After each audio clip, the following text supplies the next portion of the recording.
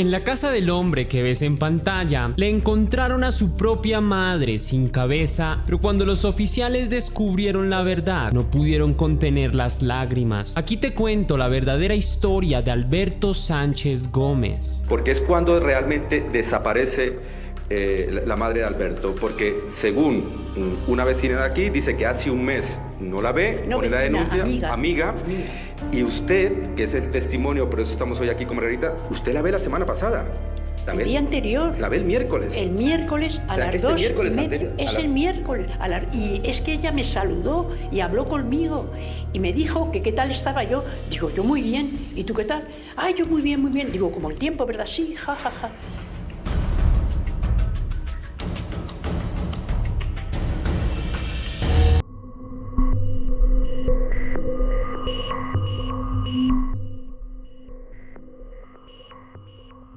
Oriundo de España, en Madrid, cerca a la Plaza de Toros de las Ventas, como se conoce el barrio local de nuestra historia de hoy, vivía Alberto Sánchez Gómez, o quizá más conocido por algunos como el Caníbal de Ventas, llamado así por la zona en la que residía. Se trataba de un tipo extraño y muy peligroso, pero al mismo tiempo con amplias facultades intelectuales, siendo bastante listo y aplicado en sus estudios desde muy joven, razón que le hizo ganar becas universitarias y residencias en el extranjero, donde fue de intercambio a Grecia en una desaprovechada oportunidad de estudios, pues Alberto prefirió juntarse con malas amistades e influencias turbulentas que lo incitaron a consumir todo tipo de sustancias peligrosas, las cuales degenerarían con el tiempo su psiquis hasta despertar en él un apetito hacia la carne humana, una sensación que lo iba carcomiendo por dentro y le incitaba a fantasear con horribles actos criminales. Pero ¿qué sabemos sobre la familia de este hombre? Pues bien, Alberto Sánchez Gómez tenía una terrible relación con su madre, una relación en la que era normal el abuso y el maltrato. Nunca hubo cariño de por medio, más bien golpes y gritos. Sin embargo, esta relación empeoró mucho más tras el consumo de sustancias fuertes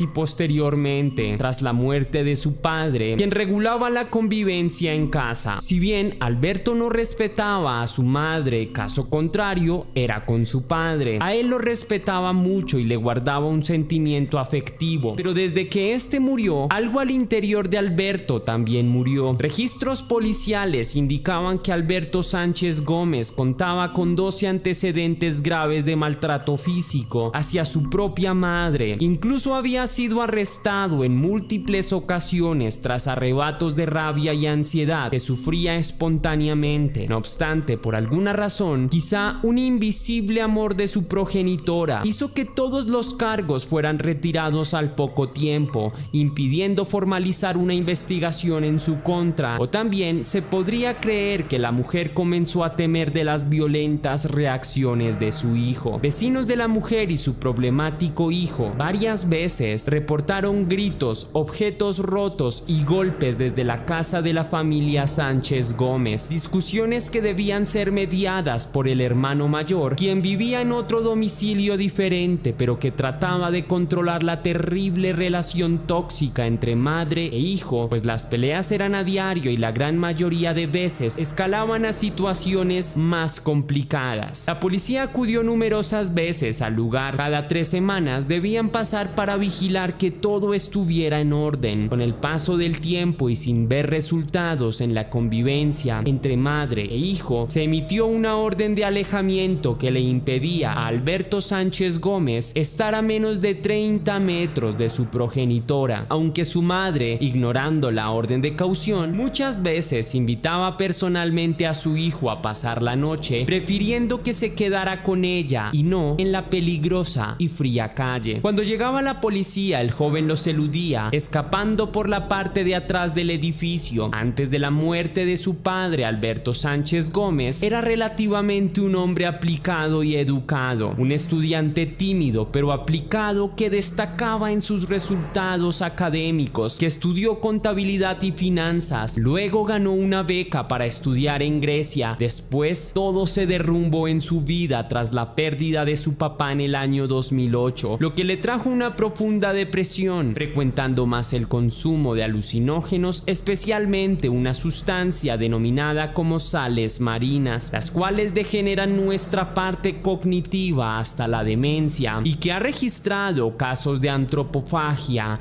luego de su consumo excesivo. Antropofagia significa canibalismo, y pese a que Alberto tenía noción de las consecuencias de esto, parecía ignorarlas. Su madre, afligida por la pérdida de su esposo, también cayó en los excesos y los vicios, inclinándose hacia la bebida hasta hacerse alcohólica, tomando de a 2 o 3 botellas de vino a diario, cayendo en borrachera, incluso dejando de comer por largas jornadas, siendo el vino lo único que recibía su cuerpo, un daño inminente para su salud y por supuesto para su relación con su familia. En ocasiones el hermano mayor de Alberto, Miguel Sánchez, preguntaba sobre dónde había pasado el día, a lo que Alberto Sánchez respondía que había pasado la tarde completa cantando y compartiendo con personas famosas en el parque. El verdadero problema es que no era ningún tipo de broma o sarcasmo. Para él, los encuentros con estas personas del espectáculo eran reales. Vecinos le veían cantar solo y platicar con gente imaginaria. Alberto Sánchez Gómez quería presentarse en un programa de televisión, un reality, para hacerse famoso un día a partir de su voz, pues estaba seguro que su registro vocal era único en el mundo y que sus supuestos amigos famosos podrían influenciar su carrera a niveles astronómicos. El constante consumo de estupefacientes de sales marinas desencadenó en él episodios psicóticos cada vez más frecuentes. Empezó a vivir básicamente en la calle, rescatado por su hermano que trataba de cuidarlo desde la distancia, quien intentaba hacerle caer en cuenta de que su realidad estaba siendo distorsionada completamente por el consumo. Alberto Sánchez Gómez fue internado 3 veces en el Hospital Princesa de Madrid, donde recibió atención psiquiátrica durante meses, pero abandonó el tratamiento a voluntad propia. Trabajó como camarero para tratar de enfocarse y ganar un poco de dinero. Tan solo duró unos pocos meses antes de dejar el empleo. Todo el día consumía sustancias, incluso cuando trabajaba lo primero que hacía al llegar a casa era seguir su consumo, y permanecía en casa pocos minutos después del consumo. Empezaba a arrojarle cosas a los extraños desde el balcón de su casa, alucinando con que querían atacarlo. Después de eso sentía que iban a invadir su casa, por lo que salía del departamento y dormía con vagabundos, resultando en largas temporadas en la calle. Su madre pensaba llevarlo nuevamente a un centro psiquiátrico, pero cada intento era inútil, pues buscaba la forma de fugarse o evadir los tratamientos siempre que tenía oportunidad.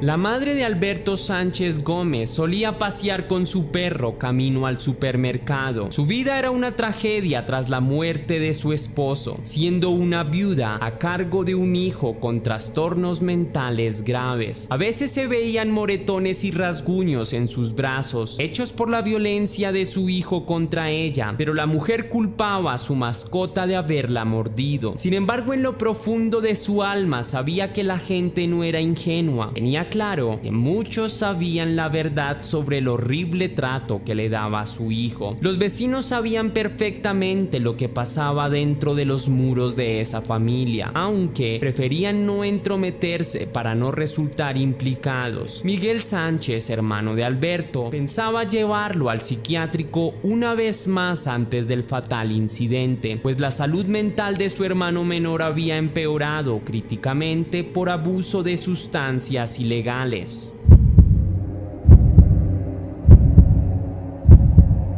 El 21 de febrero del año 2019, cerca de la Plaza de Toros de las Ventas, en Madrid, España, vecinos fueron testigos de una horrenda situación luego de que la policía allanara el domicilio de la madre de Alberto Sánchez y encontrara una serie de aterradores delitos cometidos en su interior. Porque es cuando realmente desaparece la madre de Alberto, porque según una vecina de aquí dice que hace un mes no la ve, no, pone la denuncia, amiga. Y usted, que es el testimonio, por eso estamos hoy aquí con Margarita, usted la ve la semana pasada. El día anterior. La ve el miércoles. El miércoles a las 2. Es el miércoles. Y es que ella me saludó y habló conmigo. Y me dijo que qué tal estaba yo. Digo, yo muy bien. ¿Y tú qué tal?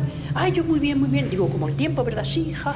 Tras varias denuncias de amigas de la madre, entre ellas la señora María Soledad Gómez, de 66 años, quien fuera la mejor amiga de la mamá de Alberto en vida, contó a los investigadores cómo eran los abusivos tratos de parte del hijo hacia la madre, denunciando estar muy preocupada, pues hace un mes no ve ni sabe nada de su amiga. La policía se dirige al domicilio denunciado, donde es recibida por Alberto Sánchez Gómez, a quien le preguntan por su respectiva madre. El sujeto indica que se encuentra adentro, descansando en su recámara, con una escalofriante serenidad. Al entrar la policía al lugar, todo parece normal, no hay olores fétidos ni nada fuera de lo común. No es sino hasta entrar a la recámara de la anciana que en el interior encuentran la cabeza de la dueña del lugar y parte de su cuero cabelludo, también una oreja desprendida, todo explayado en la cama de la anciana difunta, en una escena aterradora digna de una película de terror.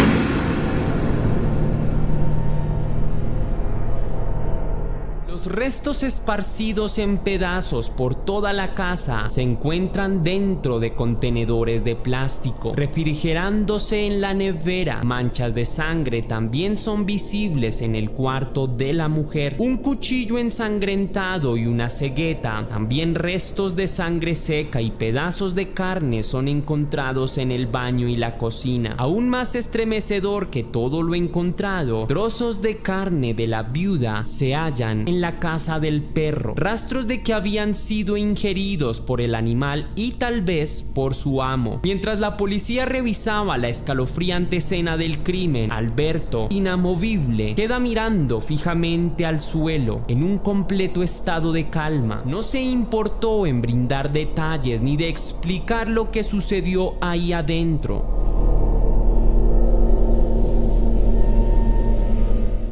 Inició tras otra discusión familiar entre madre e hijo. Alberto Sánchez confesó varias horas después que se sentía nervioso y molesto cuando asesinó a su madre, porque la mujer se encargaba de complicar su vida a diario, situación que empeoró más tras morir su padre, por lo que en un arrebato de rabia, presionado por las voces en su cabeza que no lo dejaban descansar, decide ahorcarla y cortarla con una cegueta. Guardó en recipientes de plástico sus restos, alimentándose él y su mascota, a veces crudos o a veces cocinados. Los restos de hueso y carne son arrojados a los contenedores del edificio. Desde los 15 años, Alberto es víctima de voces en su cabeza. Padece de la enfermedad mental de la esquizofrenia, la cual no ha sabido manejar durante su atormentada vida y de la que, como te expliqué anteriormente, decidió frustrar su tratamiento, negándose a consumir medicamentos vía oral para controlar su trastorno. El cuerpo sin respuesta y hecho pedazos de la madre de Alberto Sánchez estuvo, según médicos forenses, 15 días en el domicilio, tiempo en el que Alberto ingirió la carne de su víctima mientras vivía con lo que quedaba de su madre. Los investigadores de la policía se sintieron perturbados al oír la confesión.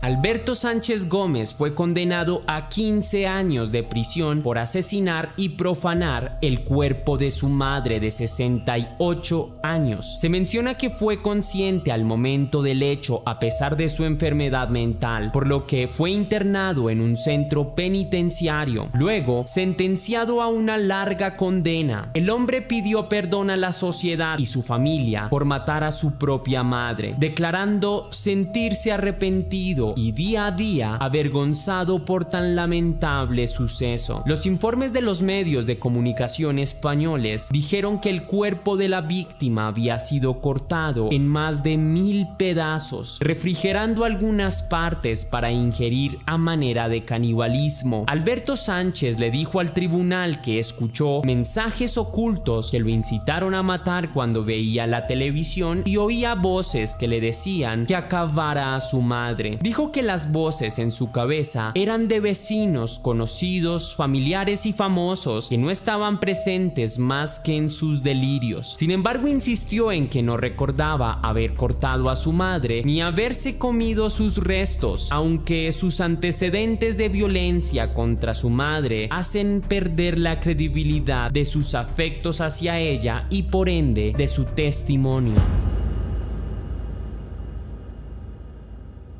Una vez el sujeto se dio cuenta que la había acabado, trató de deshacerse del cuerpo, pero al ver todas las dificultades que esto suponía, optó por seccionarla por partes en la bañera del segundo piso. Muchas son las personas que salen de sus países en busca de nuevas oportunidades laborales y vitales alrededor del mundo entero. No obstante, no todas las veces los migrantes son personas ejemplares. Hay quienes, además de oportunidades, buscan hacer el mal a otras personas o cometer crímenes. En el caso de hoy, un oscuro vínculo unió a España y a Colombia, y es que un sujeto que, si bien se veía excéntrico y con algunos gustos un tanto debatibles, fue el culpable de un brutal crimen hacia una joven. El revuelo mediático que tuvo este caso inflamó las redes sociales y los medios de comunicación por la violencia con la cual se perpetró. Incluso quienes lograron ver los restos de la tragedia quedaron totalmente helados del miedo.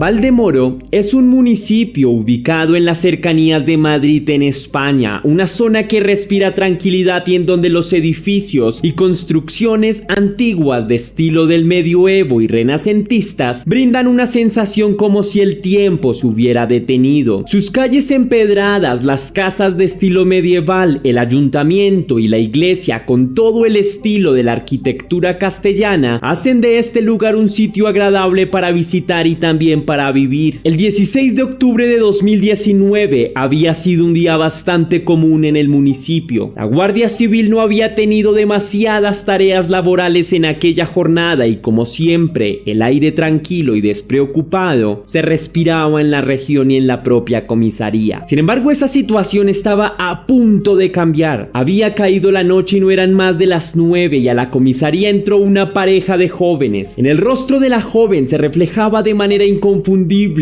y el miedo y el asco que sentía la hacían lucir totalmente pálida. La pareja se acercó hasta uno de los oficiales y les informó que tenía una denuncia bastante grave de hacer en contra de su expareja, un hombre de nacionalidad colombiana al igual que ella, que vivía en la región de Valdemoro. La joven llamada Celia informó a las autoridades que su expareja la había contactado para que la ayudara a sacar los restos humanos de una joven a la que había acabado. En un principio, los oficiales pensaron que todo podía tratarse de una broma de muy mal gusto, pero Celia tenía cómo demostrar lo que estaba diciendo. De su bolso sacó su celular y mostró a los oficiales las fotos que había logrado tomar sin que el hombre se diera cuenta. Lo que vieron los policías les dejó totalmente paralizados del miedo. En las fotos se podían ver partes de un cuerpo humano en pedazos y grandes manchas de sangre que cubrían un lugar decorado de una manera bastante lúgubre. La mujer dijo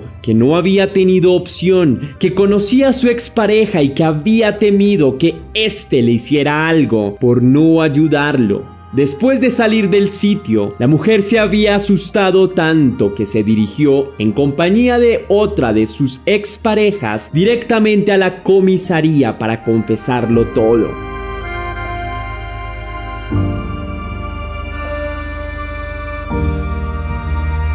Tan pronto como pudieron, los oficiales se dirigieron hasta el lugar señalado, ubicado en la calle Francia número 124. El lugar Era un chalet residencial bastante hermoso. Cuando los policías iban a empezar a realizar las averiguaciones, se encontraron a bocajarro con el hombre que buscaban. El individuo no era demasiado alto, pero tampoco bajo. Su complexión era musculosa y lucía un corte de cabello corto. Por todo su cuerpo se veían tatuajes que cubrían grandes partes de su piel. Las autoridades hicieron una simple pregunta: ¿todo va bien? En ese momento, el hombre se mostró intranquilo y nervioso, y mientras respondía que no había problema alguno, trataba de esconder detrás de su humanidad un carrito de compras que estaba acarreando. En ese momento, las autoridades notaron que en la ropa que el sujeto vestía había manchas sanguinolientas que lo cubrían de arriba abajo. De manera inmediata, los oficiales lo inmovilizaron. Lo más fuerte para aquellos oficiales todavía no había ocurrido. Uno de ellos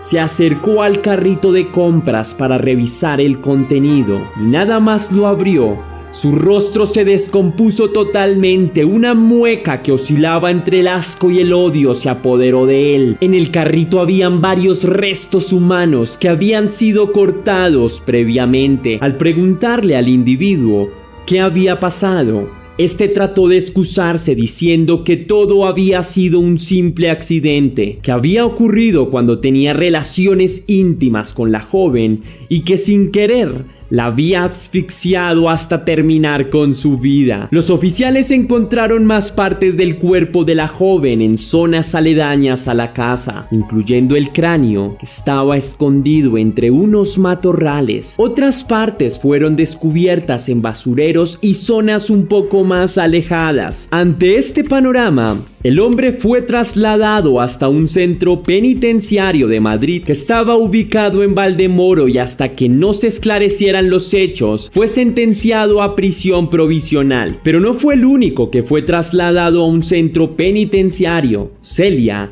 quien había reportado el crimen, también fue encarcelada por su supuesta complicidad.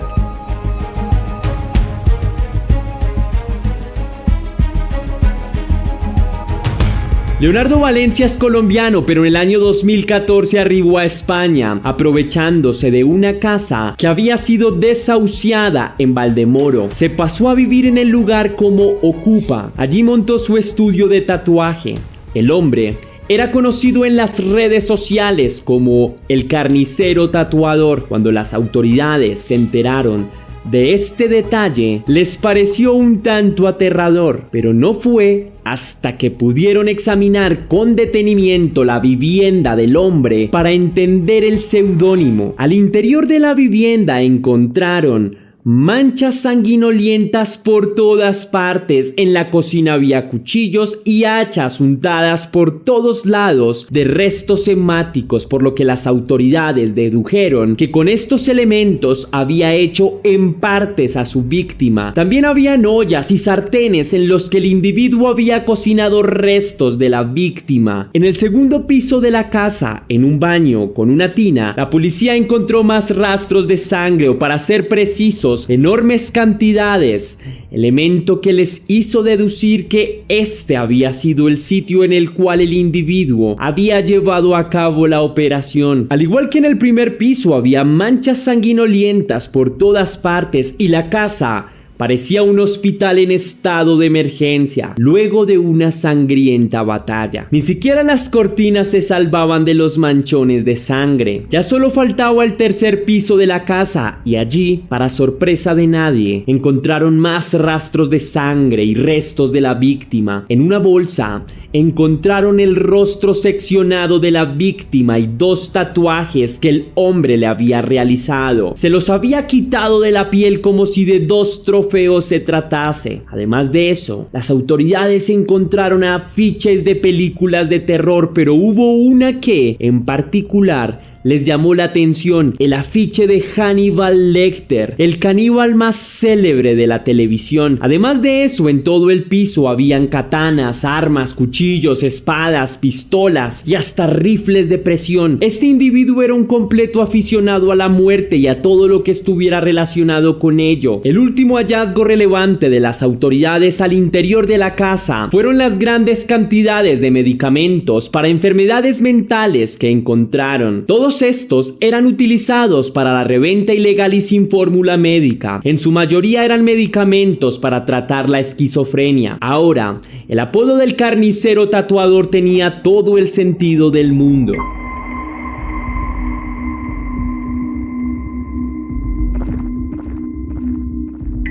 Luego de ser capturada como supuesta cómplice, Celia dio los detalles de cómo había sucedido todo. Aquel 16 de octubre, la joven se encontraba en un centro médico para que le practicaran unos exámenes de rutina. Estaba acompañada por una de sus exparejas llamado Miguel Ángel. Mientras esperaba su turno para ingresar a que se le practicara el examen, recibió varios mensajes de Leonardo, quien le decía que necesitaba su ayuda urgentemente porque había metido la pata. Celia decidió ignorar a su expareja. Los años convividos con el individuo habían sido una tortura. Muchas veces la habría maltratado y golpeado, así que por eso prefirió evadirlo. Luego de un rato, en vista de que Celia no respondía a sus mensajes, Leonardo la llamó y ella contestó. Ahí el individuo le confesó que había acabado con la vida de una joven. Cecilia pensó que todo era una broma y le dijo que en ese momento no tenía tiempo para sus juegos, y le dijo que estaba en un centro médico esperando que se realizara un examen. Poco tiempo después de colgar, Leonardo volvió a llamar y le dijo que por favor bajara, que estaba enfrente del centro médico. Cecilia tenía miedo, pero de todas formas bajó y al ver de frente a Leonardo, vio que en su ropa había manchas de sangre. Leonardo le dijo que tenía que ayudarlo o que ella sería la próxima víctima, como aquella bestia que busca dominar a su presa en los primeros segundos. Así que la chica, con su corazón a 1000 latidos por segundo, no tuvo más opción que asentir a la petición del hombre. Desde ese lugar, Cecilia y Leonardo fueron primero a comprar algo de ropa y luego se dirigieron hasta el lugar de los hechos. Una vez allí, la mujer vio que por toda la casa habían rastros de sangre. Su expareja la obligó a limpiar durante varias horas. Luego salieron para comprar más implementos de aseo. Una vez estos se acabaron y nuevamente pusieron manos a la obra. Hacia las 8 de la noche, Leonardo le dijo a Cecilia que tenía que salir y que debía seguir limpiando. En este momento, la joven aprovechó la oportunidad para sacar fotos a los restos de la víctima y para llamar a Miguel Ángel para pedirle que la fuera a recoger. Una vez hecho esto, se dirigieron a la Guardia Civil a denunciar al sádico individuo.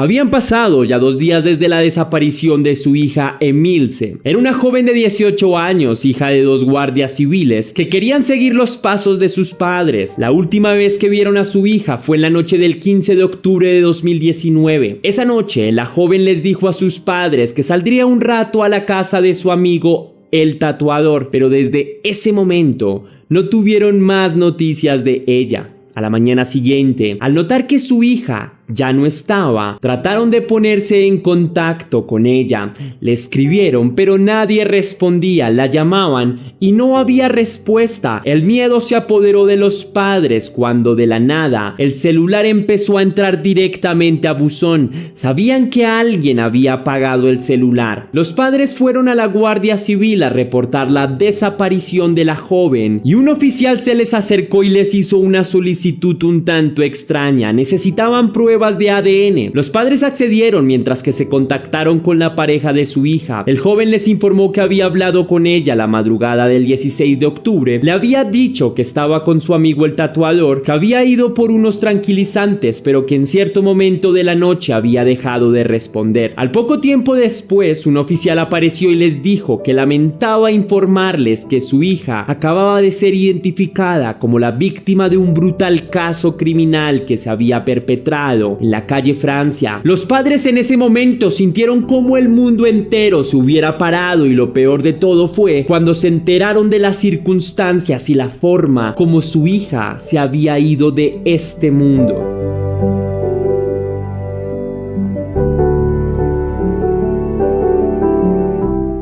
Después de los testimonios y de la investigación realizada por la policía, la escena del crimen se reconstruyó de la siguiente forma. Emil salió de su casa en las horas de la noche el 15 de octubre de 2019. Al parecer se había puesto en contacto con el tatuador, a quien había conocido meses atrás en un parque, y este se había ofrecido a tatuarla. Aquella noche Emil se puso en contacto con el individuo para que le facilitara medicamentos, como era costumbre entre ellos. Emil llegó a la calle Francia cerca de la medianoche, ingresó a la casa de Leonardo Valencia, el carnicero tatuador, y una vez allí habló un rato con el individuo. Después empezaron a tomar algunas cervezas, y en algún punto de la madrugada el individuo le habría ofrecido varias pastillas de Rivotril que la joven habría aceptado. Según la investigación, se cree que el sujeto trató de acabarla por primera vez a las 2 de la madrugada. En un principio trató asfixiándola con una mataleones, una llave común de jiu-jitsu.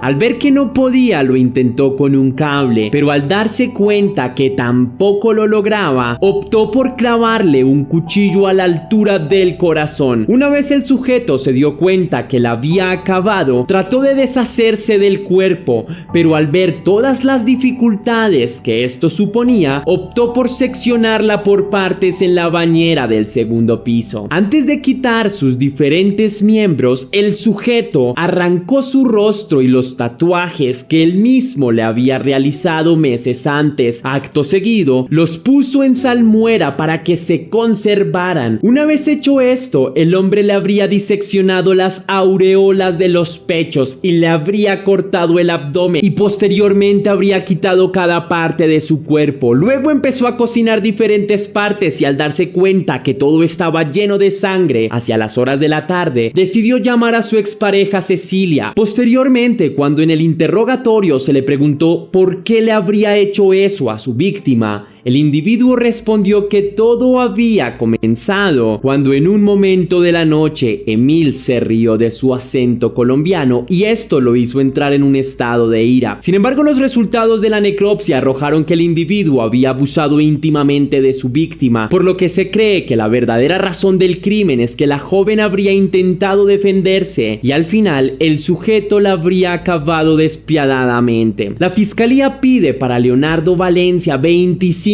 años de prisión, mientras que la defensa del individuo pretende mantener la libertad del acusado, alegando que sufría trastornos mentales. En el 2023, tanto Valencia como su expareja, acusada de complicidad, se sentarán en el estrado. Esperamos que pueda hacerse justicia y que el caso no quede impune, pues estas cosas no pueden seguir pasando en contra de las mujeres. A las 22:30 se presume que Thomas se adentró a una zona profunda y arrojó las bolsas con los cuerpos de las niñas.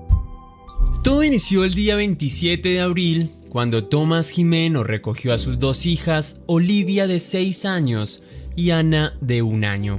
El hombre compartía la custodia de sus pequeñas con la madre de las niñas, Beatriz Zimmerman.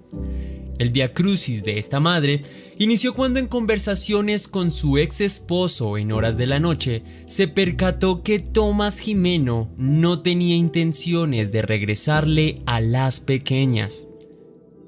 En una de las conversaciones telefónicas, Tomás afirmó que jamás volvería a saber de él ni de sus hijas.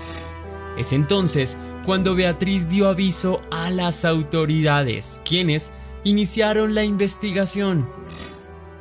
Lamentablemente, el jueves 10 de junio, la búsqueda de las pequeñas arrojó un resultado devastador. El cuerpo de Olivia, de 6 años, fue encontrado cerca de la costa de Tenerife, a unos 1000 metros de profundidad.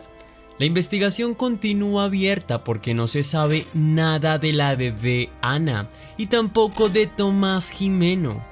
A continuación, vamos a reconstruir las actividades realizadas por Tomás Gimeno el 27 de abril del presente año. Muchos de los datos fueron sacados del rastreo que hicieron los investigadores registrados en las llamadas desde su móvil ese mismo día. Veamos.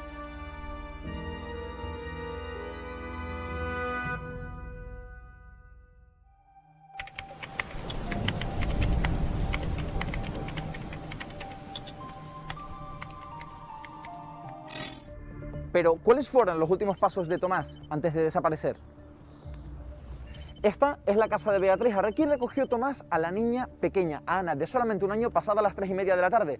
La mayor se encontraba en ese momento en el colegio. Tomás Gimeno llevó a su hija Olivia al centro educativo Die Villa, donde tomaba clases de alemán desde las 13 horas hasta las 17 horas. El hombre se encontró con su novia, quien era la directora del instituto, y le entregó un estuche lapicero con cinta de embalar. Al parecer, en el interior había un mensaje para ella y le insistió que abriera el paquete hasta las 23 horas. Esta recomendación fue desatendida por la mujer, quien abrió el estuche horas más tarde. En su interior encontró la suma de 6.200 euros y una carta. En ella, el hombre le informaba que dispusiera del dinero, escribiendo textualmente: para que cumplas tus sueños. Además, le expresó que abandonaría el país con sus 2 hijas. En ese momento, aunque su novia no lo sabía con certeza, estaba anunciando que cometería un acto ilegal, al parecer, un secuestro. Un hecho que la mujer ignoró y no denunció.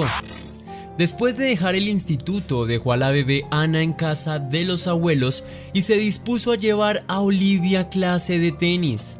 La clase finalizó a las 18 horas y 30 minutos. Después de recoger a Olivia, pasó a la casa de sus padres por la pequeña Ana. Allí permaneció hasta las 19 horas y 26 minutos. Después, se dirigió a su finca de Higüeste de Candelaria. Se presume que entre las 20 y 21 horas Gimeno ejecutó el doble asesinato de sus hijas. Antes de acabar con la vida de sus pequeñas, Gimeno envió un audio a la madre de las niñas. La voz era de Olivia y en el audio le pedía a su madre que fuera hasta la finca a recoger los cuadros de Tata y que guardara el auto allí. Es posible que Beatriz comprendiera que, al pasar por su finca, recogería a sus pequeñas. Un hecho un poco extraño porque Gimeno había asegurado que él llevaría a las niñas a la casa de su madre. Lo cierto es que Beatriz accedió, pero al llegar al lugar de residencia del padre, no había nadie. Extrañada, telefonó a Gimeno, quien le respondió: salí a comer con las niñas. Una vez terminemos, las llevaré a casa según lo acordado. En este punto, la incógnita que surge con respecto a la cita que puso Tomás a Beatriz en su finca hace pensar que tenía intenciones de acabar con la vida de su exesposa, pero, al parecer, algo le hizo cambiar sus planes. A las 21 horas con 5 minutos, Gimeno condujo su auto, un Audi A3, desde Candelaria hasta Santa Cruz de Tenerife. Llegó a su lugar de destino a las 21 horas y 13 minutos y es probable que en este momento ya llevaba los cuerpos sin vida de las niñas en las bolsas. A las 21 y 13 minutos se detuvo en forma silenciosa en la casa de sus padres, dejando en el interior 2 tarjetas de crédito con las claves y 2 juegos de llaves de un Alfa Romeo, vehículo que había comprado días antes. Luego, la cámara de seguridad del puerto revelaría los últimos hechos realizados por Gimeno. Después de llegar al puerto a las 21 horas y 17 minutos, el hombre bajó de su auto varias bolsas que llevó hasta su lancha. Las cámaras no registran imágenes de las niñas. Minutos más tarde, el hombre zarpó definitivamente. Es en este punto que Beatriz se encuentra en estado de ansiedad porque no se cumplió lo pactado. Beatriz le telefonó a las 21:51 y Jimeno le dice que ya salió de la finca. 10 minutos más tarde, Beatriz le llama de nuevo. Esta vez, Tomás Jimeno en tono enfático le expresó que se iban y que nunca más volvería a saber de ellos. A las 22:30 se presume que Tomás se adentró a una zona profunda y arrojó las bolsas con los cuerpos de las niñas, atadas a unas anclas para que permanecieran en el fondo. En ese justo momento, telefonó a Beatriz y le aseguró que no podía permitir que sus hijas crecieran sin él. A la 1:28, Beatriz llamó a Tomás y le suplicó por sus hijas. Le explicó que las niñas necesitaban de una madre. Jimeno le contestó que se acostumbrarían a no verla. A las 2:11 de la mañana, Beatriz realizó la última llamada. Esta sería la última comunicación con su expareja.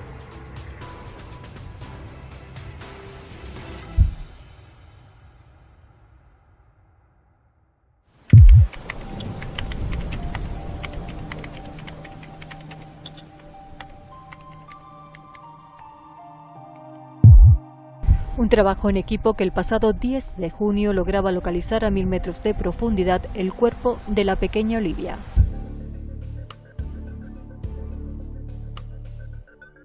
El barco de Jimeno fue hallado a la deriva cerca de la costa de Tenerife, en un sitio donde la profundidad del mar es de 200 a 600 metros.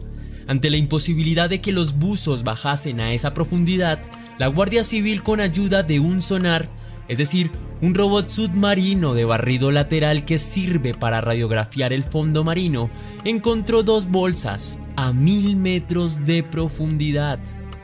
El cuerpo de Olivia fue encontrado en una gran bolsa de las que se usan para llevar raquetas de pádel y tenis. La bolsa tenía 2 cremalleras totalmente cerradas. En la bolsa más pequeña se encontraron piedras de la finca para dar más peso y conseguir que se hundiera con más facilidad. Estaban unidas al ancla de la lancha de Jimeno, pero esta segunda bolsa tenía una cremallera abierta.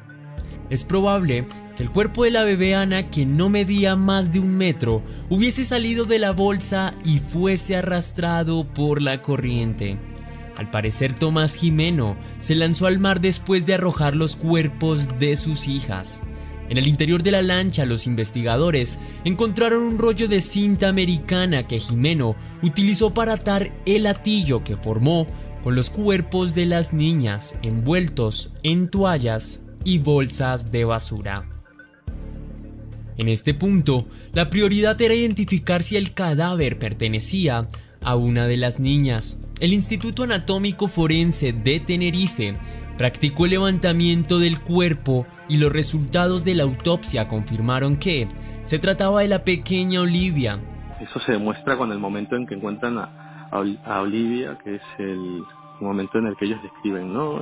Como éramos 25 hombres llorando como niños, ¿no? Que son palabras literales suyas. Cuentan lo que ha sucedido adentro, que es pues un inmenso dolor cuando encuentran a la pequeña, ¿no? Además, la investigación se centró en determinar las causas de la muerte, si falleció antes o por ahogamiento.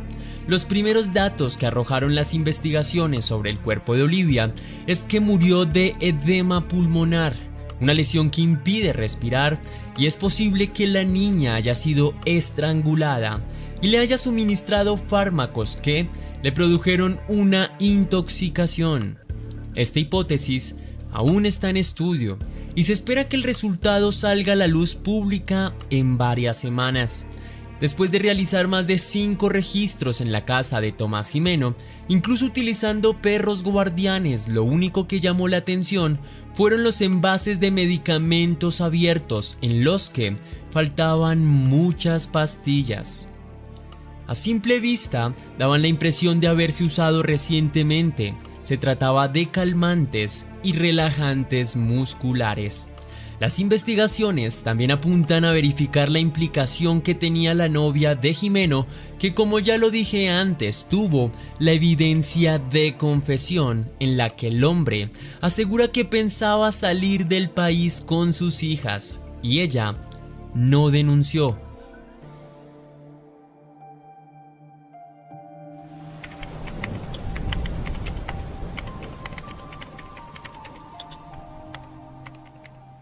Tomás Gimeno nació en Tenerife hace 37 años, la más grande de las Islas Canarias. Hoy, Gimeno es reconocido en la isla como el monstruo de Tenerife. El hombre era integrante de una familia adinerada y de renombre, dueña de muchas tierras de cultivo. Tenía a su cargo varias empresas pertenecientes al sector de las flores y las plantas. Su lado oscuro indica que se trataba de un hombre pendenciero que gustaba involucrarse en peleas que protagonizaba en bares y discotecas. Al parecer, el hombre tenía varias acusaciones de robo y estafas. A pesar de su buena posición económica, se sentía atraído por los actos ilícitos. Sin embargo, algunos de sus amigos lo calificaron como un hombre enérgico, impulsivo, trabajador y algo hippie. Se sabe que Tomás protagonizó una escena violenta en contra de la nueva pareja de su ex esposa, Eric Dump, a quien acusaba de ser muy viejo para hacerse cargo de sus hijas.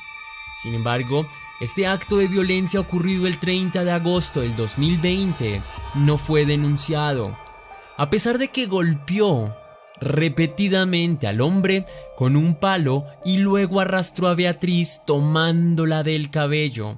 Este acto de agresividad fue presenciado por sus hijas. Además, se confirmó que siempre mantuvo un trato vejatorio y denigrante hacia su ex esposa, una muestra de sus celos enfermizos y violencia. Siempre afirmó que no estaba dispuesto a que otro hombre ocupara el lugar de padre de las pequeñas. En este punto, es muy probable pensar que Tomás Gimeno había premeditado la muerte de las niñas, ejerciendo la violencia vicaria sobre sus hijas, con motivación asociada a la venganza hacia su expareja Beatriz Zimmerman. Tomás planeó infligir a su exmujer un dolor inhumano y sumirla en la incertidumbre. Con un doloroso silencio, en diferentes partes de España han rendido homenaje a Olivia, la pequeña hallada, según apunta el Tribunal de Justicia de Canarias, a más de 3.000 pies de profundidad en una bolsa lastrada por un ancla.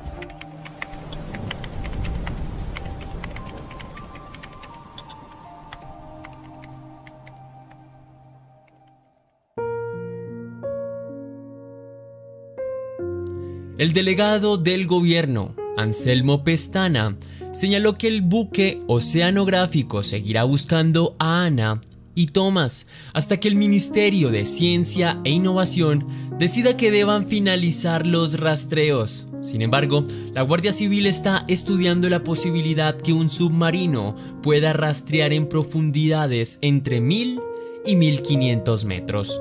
Se sabe que una de las hipótesis de la Guardia Civil es que Tomás Gimeno, el padre de las dos niñas, hubiera lanzado su automóvil al mar y después hubiera escapado. En este punto, se ha emitido una orden de detención internacional en contra de Gimeno por 2 delitos agravados de homicidio y uno contra la integridad moral en el ámbito de la violencia de género.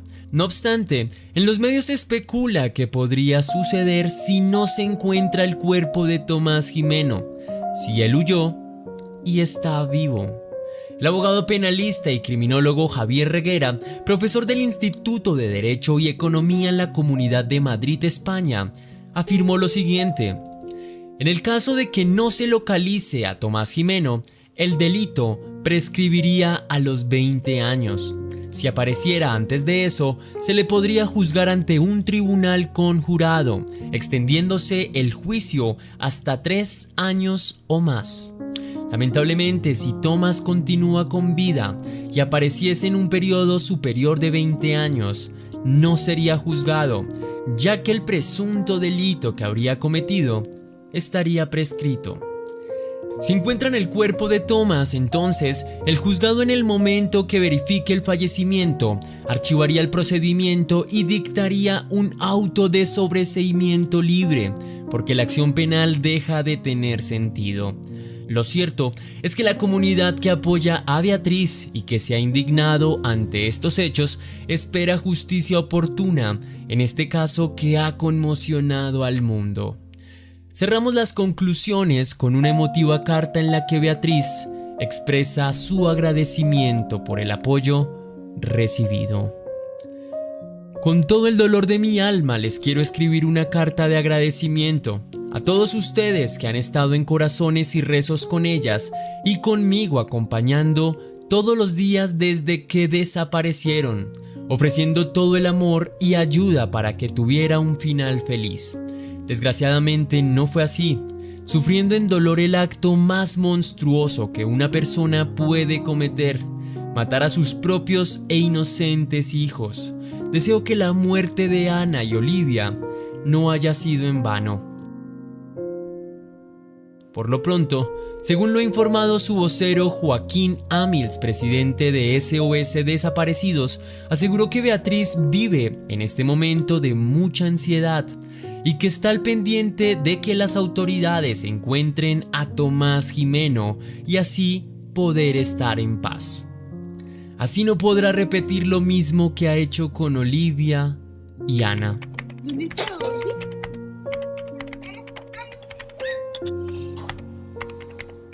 ¿Ana no está? ¿Ana no está? No está Ana. Oli, mírame. Ay, ¿y Ana? Ay, no.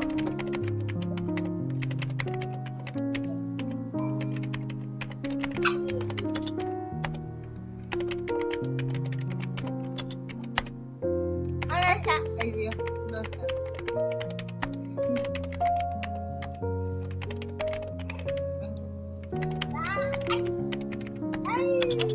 Esto ha sido todo por el video de hoy. Los dejo con la frase de Susan Collins: cuesta mucho más que la vida matar a un ser inocente. Te cuesta todo lo que eres. Regálame tu cósmico like y que las dudas te acompañen.